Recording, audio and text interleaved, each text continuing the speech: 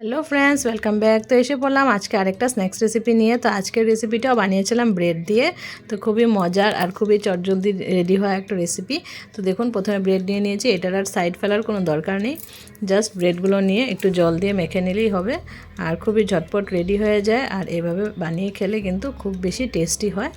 তো আমিও ট্রাই করলাম, ফার্স্ট টাইম খেয়ে দেখলাম অনেক মজার হয়েছে। তো আপনাদের সাথে রেসিপিটা শেয়ার করছি, তো আপনারাও একবার বানিয়ে দেখবেন। তো প্রথমে জল দিয়ে একদম ব্রেডটাকে ভালো করে মেখে নিচ্ছি। মেখে নিয়ে এটার মধ্যে কিছু জিনিস দিব, যেরকম কি পেঁয়াজ দিব আর লঙ্কা দেব।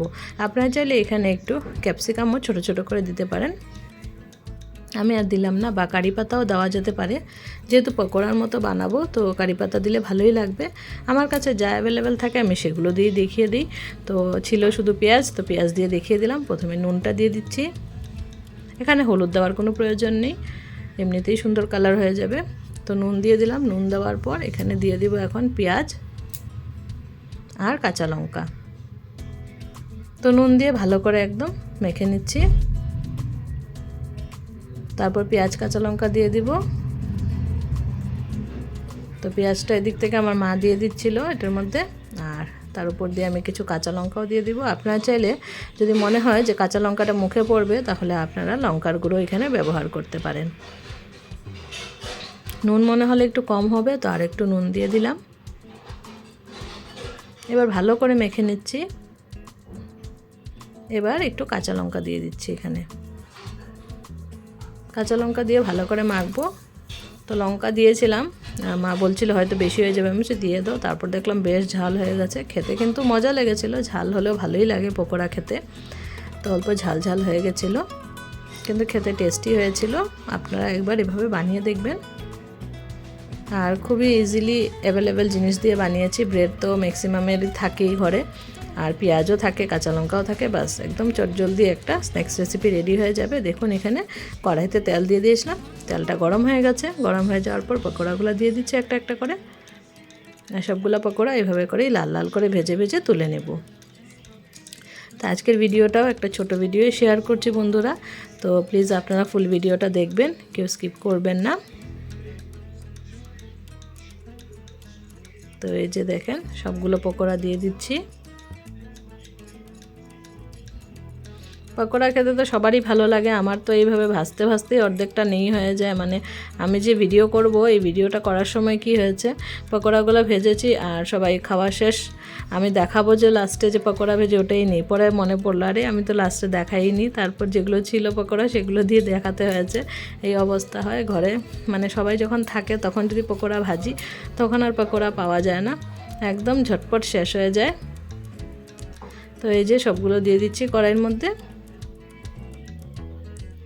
দিয়ে উল্টে পাল্টে ভালো করে ভেজে নেব। তো যতটুকু তেল ছিল অতটুকুর মধ্যে আমি দিয়ে দিলাম পকোড়াগুলো। এখন দিয়ে হালকা হালকা উল্টে দিব। কিছু পকোড়া লাল লাল হয়ে গেছিলো এই সাইডটা, তো ভাবলাম আলতো হাতে উল্টে দিই। তো এটা কিন্তু খুব ঝটপট রেডি হয়ে যায়, একদম সময় লাগে না। তো আপনারা অবশ্যই বানিয়ে দেখবেন। আর এদিকে দেখেন, আমার পুচকিটা বারবার এসে এসে মা মা ডাকে। কিচেনটাকে এইভাবে আটকে রেখেছি, আপনারা শুনবেন ওর আওয়াজটা, মা মা করে ডাকবে এখন।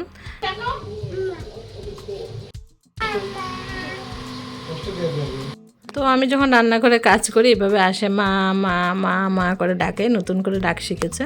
তো এটা সারাদিন ডাকতে থাকে। আর বাবাকেও মাই ডাকে, কি একটা অবস্থা, হাসি পায় এত। আমি বলি বাবা ডাক, বলে কি মা। আমি আবার বলি বাবা ডাক, বলে মা। তো এইভাবে মা মা মা মা ডাকে আর ঘুরতে থাকে। আর যখনই ক্যামেরা দিয়ে ভিডিও করতে যাই বা মোবাইল নিয়ে ভিডিও করতে যাই, ও মোবাইলটা লাগে। আর তখন আর ডাকাডাকি করে না, তার জন্য ওর এইগুলো কথাগুলোর ভিডিওগুলো আমি উঠাতেই পারি না। যখনই মোবাইলটা নিব তখনই ও মোবাইল লাগবে, মোবাইল লাগার মানে মোবাইল টানতে থাকে আর কি, কান্নাকাটি করে। তার জন্য আর ভিডিওগুলো করা হয় না। তো ওর ভিডিও শেয়ার করব, কিছু ভিডিওস জমে আছে, তো সেগুলো আগে শেয়ার করে নিয়ে তারপর ওর ভিডিও শেয়ার করব আমি আমার আরেকটা চ্যানেলে। তো যারা এই চ্যানেলে বন্ধু আছেন তারা তো জানেনই আমার ওই চ্যানেলের কথা। তো ওই চ্যানেলটাতে আমি মানে এমনি ব্লগ ভিডিও বা পুচকির ভিডিও টিডিওগুলো শেয়ার করি এমনি। তো যারা বন্ধু নেই তারা করে নিতে পারেন, ডোনা শর্টস অ্যান্ড ব্লগ ওই চ্যানেলটার নাম। তো ওটাতে বন্ধু করে নিতে পারেন। ওটার মধ্যে আমি ব্লগগুলো শেয়ার করি, আর পুচকির ভিডিও ওখানে পেয়ে যাবেন। তো যারা দেখে দেবেন ভিডিও, আমিও দেখে দেব। তো দেখুন, কথা বলতে বলতে পকোড়াগুলো ভাজা হয়ে যাচ্ছে আমার। এইভাবে 2-3 ব্যাচে আমি ভেজেছিলাম, হয়তো 4 বার ভেজেছিলাম, তারপর সবগুলো ভাজা হয়ে গেছিলো। তো ভাজছিলাম আর সবাইকে দিয়েও দিচ্ছিলাম, কারণ পকোড়া তো ঠান্ডা হলে আর ভালো লাগবে না, তার জন্য ভেজে ভেজে গরম গরমই দিয়ে দিচ্ছিলাম।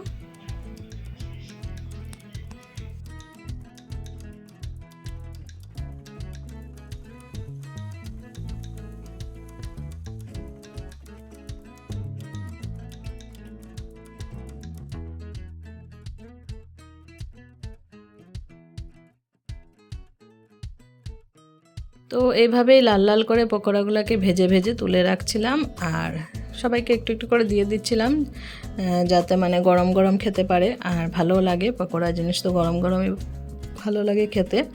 অনেকে এখানে মানে দেখাচ্ছি পকোড়ার সাথে মির্চি ফ্রাই করে নেয়, মানে লঙ্কা ফ্রাই করে নেয়, তো আপনারা সেটাও করতে পারেন, সেটাও ভালো লাগে সাথে যদি লঙ্কা ফ্রাই করে খাওয়া যায়। তা আমি তো ভিতরেই দিয়ে দিয়েছি লঙ্কা, তার জন্য আর এক্সট্রা করে আমি লঙ্কা ভাজিনি।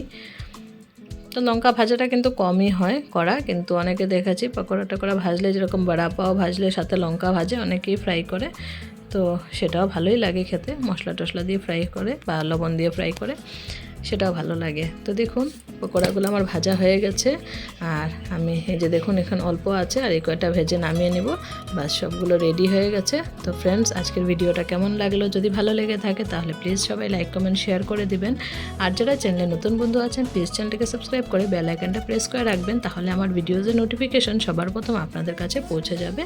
আজকের জন্য সবাইকে টাটা বাই বাই, আর সবাইকে অনেক অনেক ধন্যবাদ আমার ভিডিওটা ফুল ওয়াচ করার জন্য। সবাই ভালো থাকবেন, সুস্থ থাকবেন, টাটা।